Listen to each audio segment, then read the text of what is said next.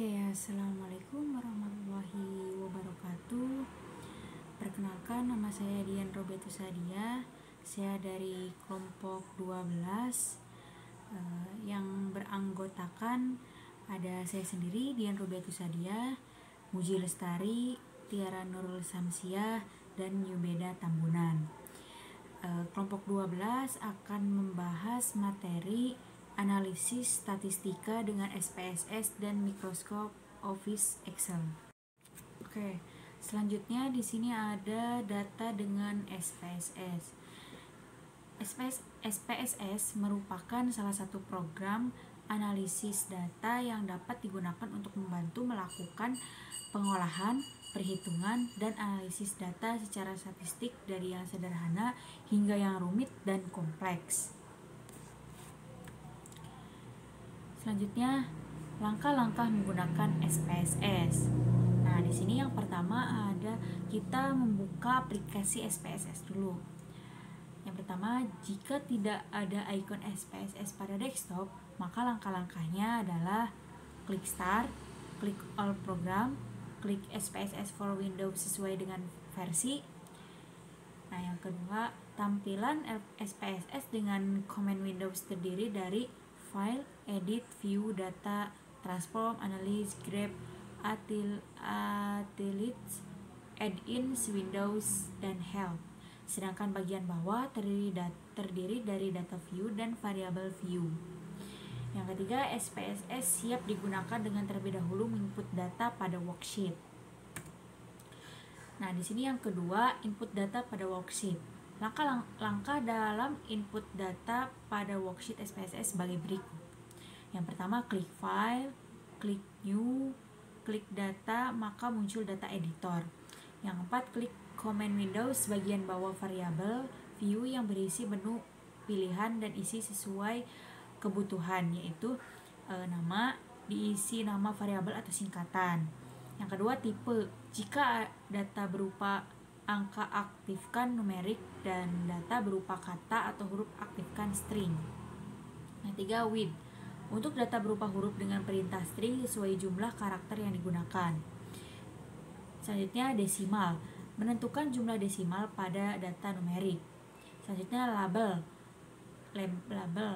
Jika name diisikan dengan singkatan, maka label diisi dengan kepanjangan singkatan.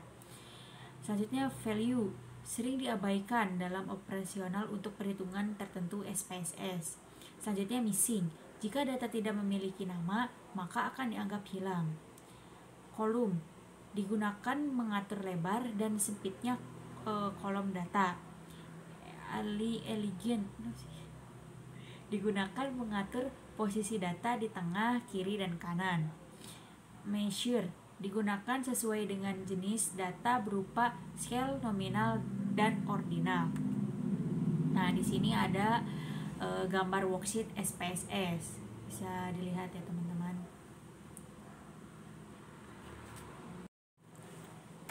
Selanjutnya yang ketiga ada menu Analyze. Menu Analyze memiliki sub-sub menu yang digunakan untuk keperluan mengolah data statistik baik parametrik maupun non-parametrik. Bisa dilihat di gambar analisis SPSS 17. Ini gambarnya. Selanjutnya yang keempat, output. Output dari hasil uji merupakan SPSS cukup banyak. Oleh karena itu, penggunaannya perlu disesuaikan dengan kebutuhan dan perlu memberikan penjelasan data hasil output. Penjelasan dari hasil output. Yang kelima, contoh pengujian dengan SPSS versi 17. Nah, di sini yang pertama, pengujian statistik deskriptif. Bisa dilihat contohnya. Gambarnya.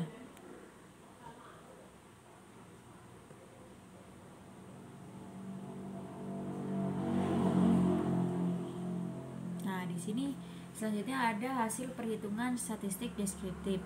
Hasil perhitungan menentukan masing-masing harga dari kedua data kooperatif dan jigsaw untuk range, skor minimum, jumlah data, rata-rata, standar kesalahan rata-rata, standar deviasi, dan variansi. Bisa dilihat di sini ada hasil dari perhitungan statistik deskriptif.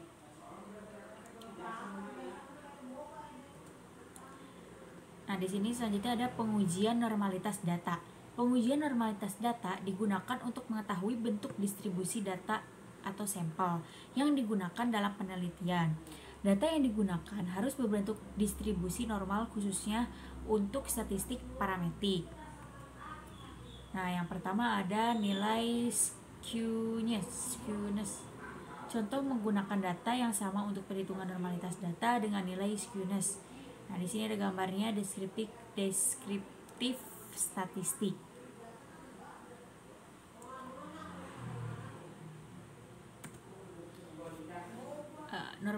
Normalitas data dilihat dari nilai skewness yang merupakan nilai kecondongan atau kemiringan suatu kurva. Data yang mendekati distribusi normal memiliki nilai skewness yang mendekati angka 0 sehingga memiliki kemiringan yang cenderung seimbang.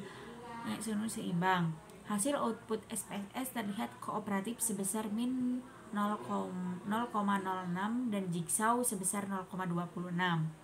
Kedua data memiliki nilai skewness atau kecondongan mendekati 0. Maka masing-masing data memiliki kecenderungan berdistribusi normal. Yang kedua ada histogram display normal kurva. Data berdistribusi normal. Data ditentukan berdasarkan bentuk gambar kurva yang kemiringan cenderung seimbang antara sisi kiri dan kanan, dan kurva menyerupai lonceng. Nilai skewness yang mendekati 0, gambar kurva semakin memiliki kemiringan yang seimbang. Sini bisa dilihat gambarnya.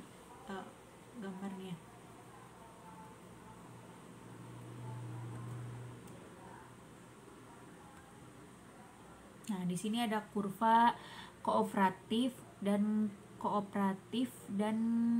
kurva jigsaw. Ini ada perbandingan histogram dengan kurva normal. Nah, di sini ketiga ada kurva p-plot. Bisa dilihat teman-teman, normal p-plot of kooperatif. Ini normal p-plot of jigsaw. Nah, di sini ada pengujian dua mean untuk populasi yang berpasangan. Bisa dilihat hipotesis statistik ada seperti yang digambar.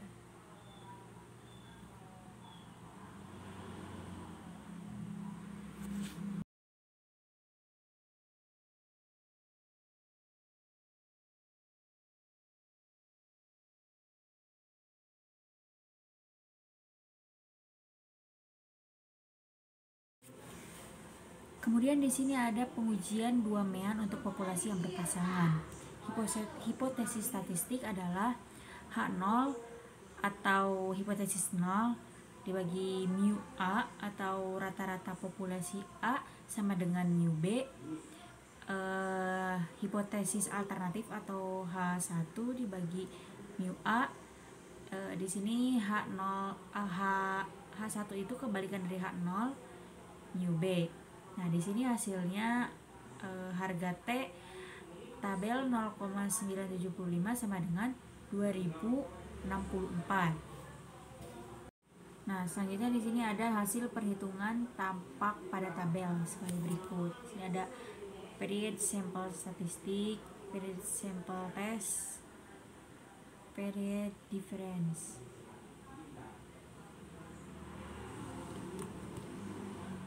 Kemudian di sini ada hipotesis statistik juga. 0 dibagi mu A. Selanjutnya di sini ada pengujian dua mean untuk populasi yang tidak berpasangan. Uji beda dari dua mean yang tidak berpasangan atau independen dari dua populasi yang berbeda. Misal dari hasil penelitian yang menggunakan eksperimen dengan metode A dibandingkan metode B. Di sini hasilnya yaitu 2,75.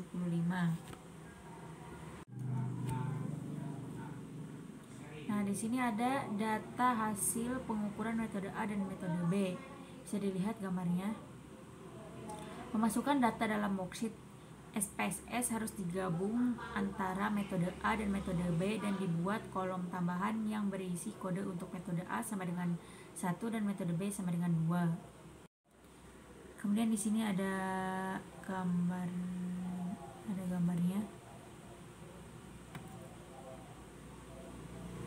Ini ada independent sample test, Devine Group, hasil perhitungan untuk uji T sampel tidak berpasangan.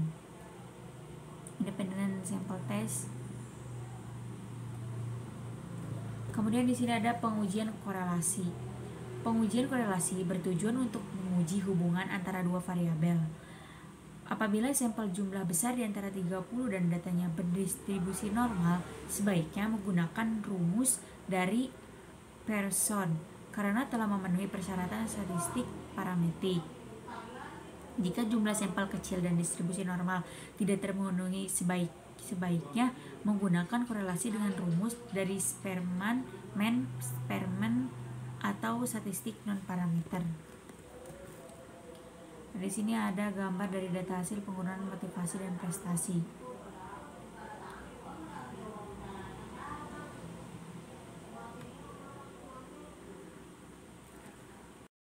F. Pengujian regresi sederhana. Regresi bertujuan untuk menguji hubungan yang searah atau hubungan yang berbentuk pengaruh pada satu variabel bebas dengan variabel terikat yang lainnya. Regresi linear sederhana terdiri dari satu variabel bebas dan satu variabel terikat menggunakan data yang sama. Pada pengujian korelasi antara motivasi dengan prestasi akan diuji regresi linearnya sebagai berikut. Pertama, pilih analyze, lalu pilih regression, lalu pilih linear, maka muncul kotak kerja linear regression. Lalu pilih variabel dependent dan masukkan pada kotak dependent. Pilih variabel independent dan masukkan pada kotak independent.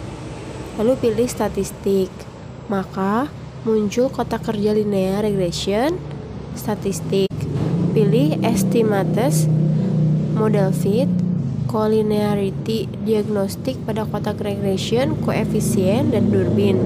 Watson pada kotak residuals. Lalu pilih OK. Selanjutnya pilih plot, maka akan muncul kotak kerja linear regression, plots. Lalu pilih resid. Selanjutnya pilih panah ke Y, pilih zebra, lalu pilih panah ke X, lalu pilih histogram dan norma probability plot, lalu pilih continue. Selanjutnya pilih option, maka muncul kotak kerja linear regression option. Isikan angka probability pada kotak entry 5%, 0,05 atau 10, 0,01. Pilih continue, lalu pilih OK pada kotak kerja linear regression. Dalam tabel deskriptif statistik, rata-rata motivasi 40,48 dan standar deviasi 4,16.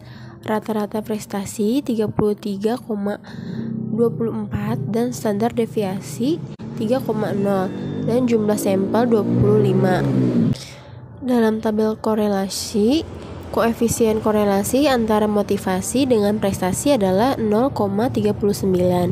Dari output terlihat bahwa nilai tersebut signifikan sebesar 0,028. Untuk menguji signifikansi koefisien korelasi adalah membandingkan nilai signifikansi yang diperoleh dengan harga alfa sama dengan 0,05 atau yang digunakan. Jika nilai signifikansi lebih kecil dari alfa 0,05, maka H0 tidak dapat diterima. Kesimpulan yang diperoleh adalah tidak dapat menerima H0 yang berarti koefisien korelasi signifikan berarti secara statistik. Lalu tabel model summary terlihat bahwa koefisien determinasi adalah 0,15. Untuk melihat signifikansi koefisien determinasi dilakukan dengan membandingkan nilai F hitung dengan nilai F tabel dan membandingkan antara nilai signifikansi alfa sama dengan 0,05, nilai F tabel diperoleh dari tabel dengan V1 adalah 1 dan V2 adalah 23 dengan harga F tabel sebesar 4,28. Demikian maka H0 tidak dapat diterima atau ditolak. Hasil pengujian ANOVA dengan menggunakan uji F diperoleh nilai F hitung 4,069 dengan nilai signifikan 0,056. Dari hasil perbandingan F hitung dengan F tabel, maka ditarik kesimpulan menolak H0 yang berarti koefisien korelasi signifikan secara statistik. Kolom pertama dari uji ANOVA adalah kolom regression, yaitu jumlah kuadrat dari varians yang dihasilkan model persamaan regresi. Sedangkan kolom kedua adalah residual, yaitu jumlah kuadrat varians yang tidak dihasilkan dari model persamaan regresi. Dari hasil perhitungan koefisien regresi menunjukkan nilai koefisien konstanta 21,99 dengan T hitung 3,87 dan nilai signifikan 0,001. Koefisien slope motivasi adalah 0,28. Nilai T hitung 2,017 dan nilai signifikan adalah 0,056. Nilai T tabel adalah 1,711 yang diperoleh dengan alfa sama dengan 0,05 dengan DF 24 dalam kurung N dikurang 1. Dari hasil perbandingan pada koefisien konstanta ternyata nilai T dihitung lebih besar dari T tabel dan signifikan lebih kecil dari 0,05, maka menolak H0 yang berarti hubungan motivasi dengan prestasi memiliki arah signifikan. Sedangkan koefisien slope nilai T hitung lebih besar dari harga T tabel dengan nilai signifikansi sama besar dari alfa, maka disimpulkan menolak H0 yang berarti koefisien motivasi signifikan dalam memprediksi prestasi belajar atau regresinya linear. Y sama dengan 21,89 ditambah 0,28x. Berikut adalah tabel residual yang digunakan untuk analisis residual, yaitu analisis kesalahan dari persamaan regresi dalam mendeteksi nilai prestasi dengan menggunakan motivasi. Lalu ada grafik PERTA adalah histogram yang menggambarkan distribusi frekuensi dari nilai impor dibandingkan dengan grafik distribusi normal. Grafik P-plot menggambarkan perbandingan distribusi frekuensi motivasi dengan distribusi yang telah ditentukan atau normal. Titik-titik distribusi berada di sekitar garis lurus, maka disimpulkan data berdistribusi normal. Lalu ada grafik penyebaran dari residual regresi. Grafik ini digunakan untuk memeriksa linearitas dari hubungan antara variabel independen dengan variabel dependen. Dari grafik terlihat bahwa residual negatif diikuti oleh residual negatif. Hal ini menyalahi asumsi dari analisis regresi, sehingga perlu melihat kembali model regresi yang akan dibuat. Untuk melihat model yang sesuai dapat dilakukan dengan membuat diagram pencar antara variabel Y dengan variabel X. Langkah-langkah dalam melakukan pengujian Whitney.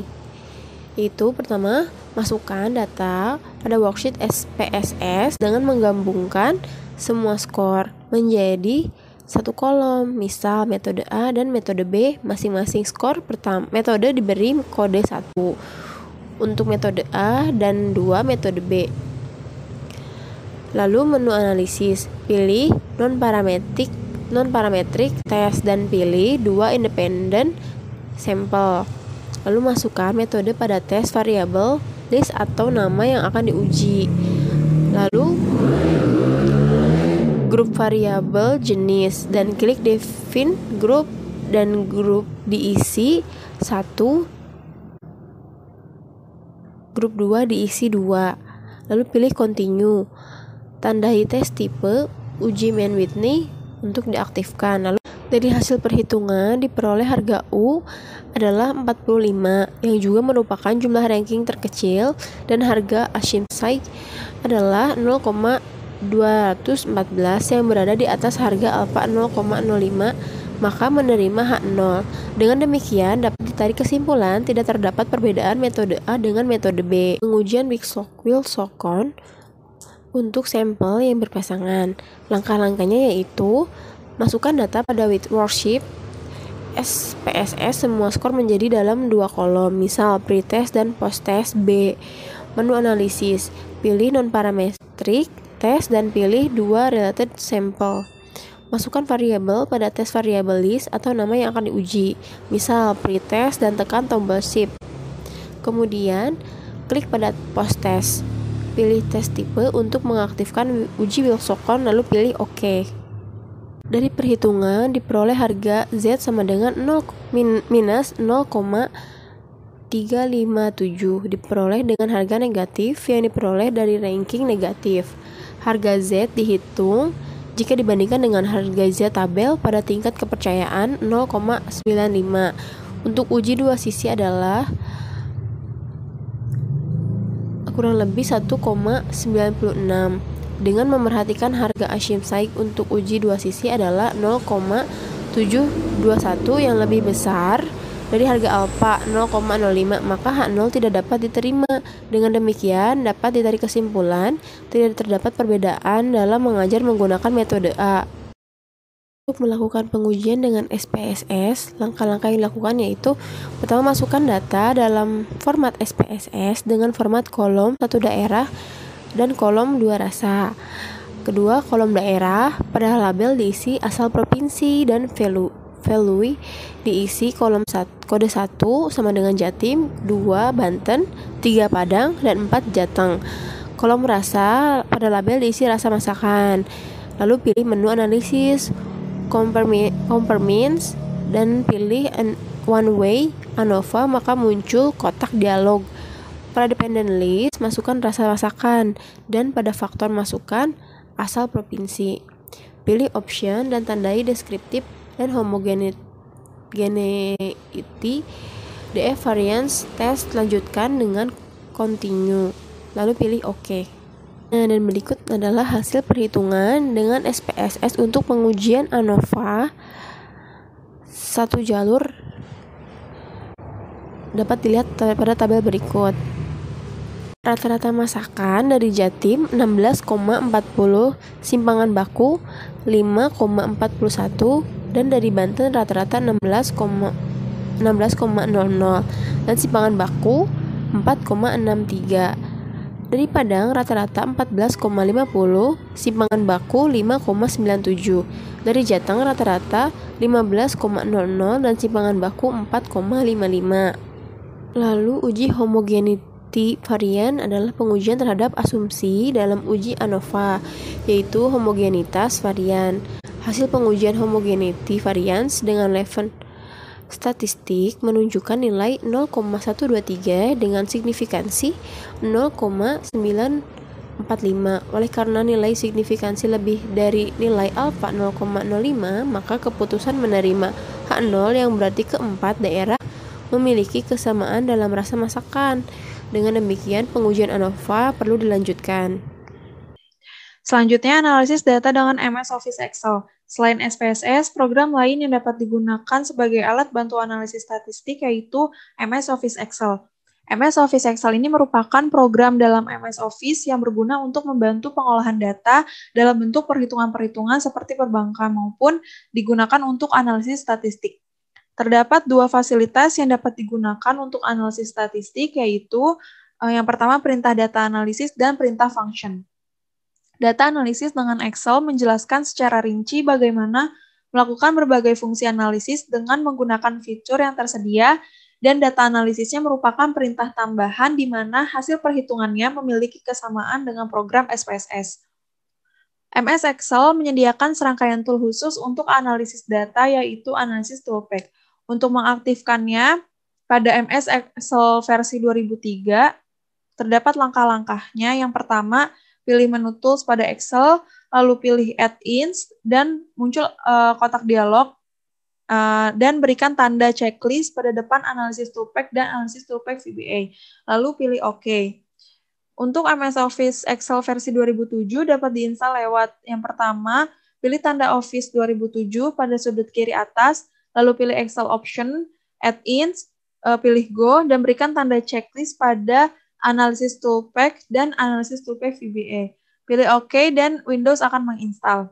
Berikut adalah tampilan add-ins yang sudah diberikan tanda checklist pada Analysis Toolpack dan Analysis Toolpack VBA.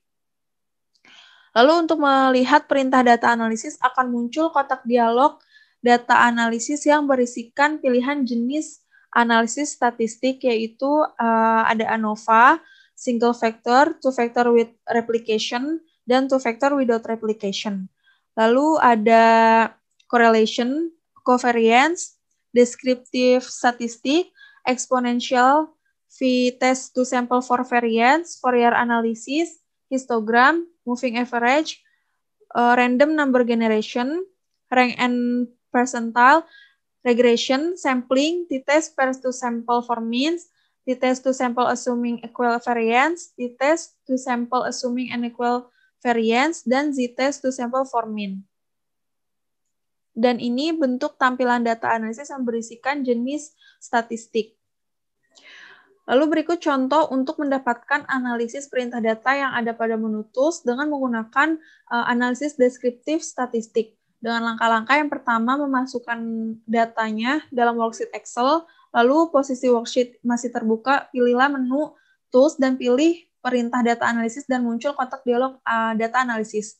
Lalu pada kotak dialog tersebut, pilihlah deskriptif statistik, pilih OK, dan kotak dialog akan keluar deskriptif statistik dan isilah. Lalu pada data, pada kolom input range, pilih label in first row untuk sel yang dimasukkan memuat label dari data. Pilih output range, dan pada kolom output range, pilih sembarang sel kosong untuk hasil perhitungannya. Lalu selanjutnya, pilih statistik summary untuk menghitung semua statistik, dan pilih OK untuk melihat hasilnya. Berikut adalah beberapa tampilan analisis data deskriptif. Ini adalah gambar untuk memilih output range dan summary statistiknya. Dan ini adalah hasil dari pengujian statistik deskriptif. Selanjutnya, pengujian perbedaan rata-rata dengan uji T untuk sampel yang berpasangan. Disajikan hipotesis yang diajukan untuk melihat pengaruh menggunakan media video pembelajaran. Ini adalah kriteria pengujian hipotesisnya. Lalu langkah-langkahnya, yang pertama, masukkan data dalam worksheet Excel dengan menggunakan data pretest dan posttest. Lalu pada menu tools, pilih data analisis dan pilih t-test per sample for mean, maka akan muncul kotak dialog t-test per sample for means. Lalu isi kolom variable 1 dengan pretest dan kolom variable 2-nya dengan posttest, dan klik pilihan label, lalu isikan sesuai harga alpha range dan diisi di tempat kosong. Lalu pilih OK, dengan muncul hasilnya, yaitu dengan rata-rata posttest dan pretest, lalu ada variansinya, ada kolerasi antara skor pretest dan posttest, lalu ada uji satu arah dan uji dua arah, lalu dapat ditarik kesimpulannya, maka T hitung itu lebih besar dibandingkan T table. Dengan demikian dapat ditarik kesimpulan bahwa ada pengaruh menggunakan video pembelajaran IPA. Halo teman-teman, Bena bakal lanjutin presentasi yang tadi udah dilakukan nanyanya ya. Nah, sebelumnya kita share screen dulu. Materi yang akan dilanjutkan itu mengenai pengujian korelasi sederhana pada Microsoft Excel. Nah, yang pertama itu, jadi kalau misalkan korelasi sederhana itu adalah yang akan mencari hubungan dua variabel gitu ya. Cara-cara untuk melakukan pengujian korelasi sederhana pada Microsoft Excel, yang pertama adalah teman-teman harus memasukkan dulu data pada sheet Excel, lalu pilih menu tools, pilih data analysis, pilih correlation, korelasi ya maksudnya, lalu masukkan variabel pada kolom input range, semua sel dari dua variabel tersebut, lalu klik labels in first row, terus klik pilihan output range dan tempatkan di sembarang tempat kosong untuk hasil perhitungan, terus setelah itu bisa klik OK. Nah, ini contoh perhitungannya teman-teman. Nah, ini menu data analysis. Contohnya nanti bakal keluar seperti ini apabila teman-teman melakukan hal yang tadi udah jelasin ya. Lalu yang terakhir ini input range pada variabel yang dikorelasikan. Jadi katanya ada dua variabel yang harus dimasukkan karena korelasi cari hubungan. Lalu ini nanti yang bakal keluar seperti ini. Nah, karena tadi sudah memasukkan data, input data, maka nanti akan diperoleh seperti ini hasil perhitungan dari korelasi sederhana tersebut antara dua variabel.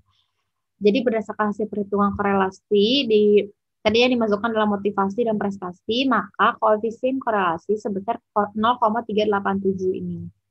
Berarti terdapat hubungan positif yang rendah antara motivasi dan prestasi. Motivasinya variabel pertama, lalu prestasinya adalah variabel kedua. Lalu selanjutnya adalah cara menguji analisis varian atau ANOVA satu jalur pada Microsoft Excel. Yang pertama harus dilakukan oleh teman-teman adalah pasti ya memasukkan data dulu, minimal 3.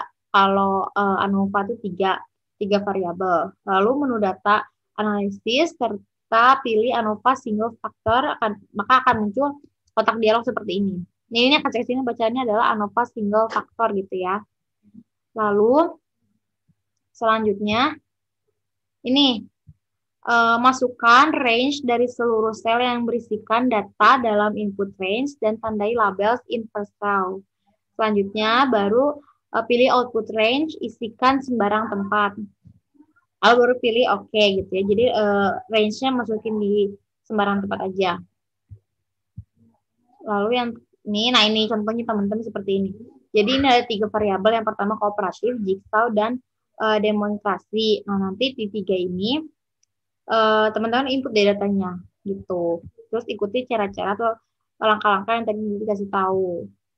Baru setelah itu nanti akan muncul seperti ini. Nah, ini dia nih. Kolom 1, kolom 2, kolom 3 yang tadi ya variabelnya ada 3. Nah, ini count-nya sound, average, sama variance. Ini anotannya. Baru habis itu kita bisa melihat gitu bahwa dari hasil perhitungan terhadap masing-masing sampel dengan N sama dengan 15, ini dihasilkannya seperti ini. Hasil perhitungan masing-masing. Kolom 1 metode kooperatif itu hasilnya seperti ini. Yang kedua adalah kolom variabel kedua metode jigsaw seperti itu. Demonstrasi lagi ada lagi hasilnya seperti ini. Jadi nanti akan bisa terlihat gitu ya.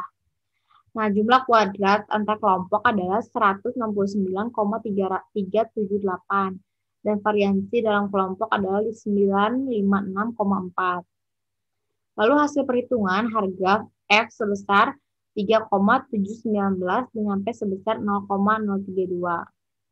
Berdasarkan hasil, maka dapat diambil kesimpulan untuk menolak HO karena fungsi F hitung lebih besar dari harga F tabel.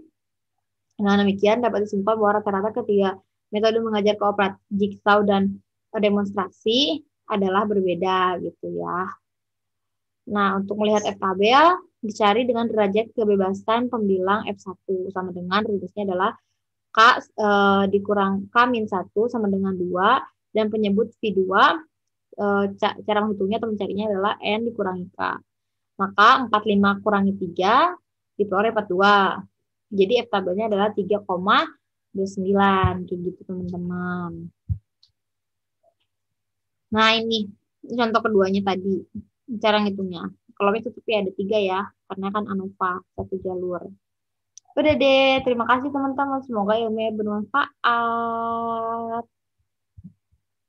Bye. Terima kasih banyak. Maaf apabila ada banyak kesalahan ya teman-teman dari kelompok kita, kelompok 12.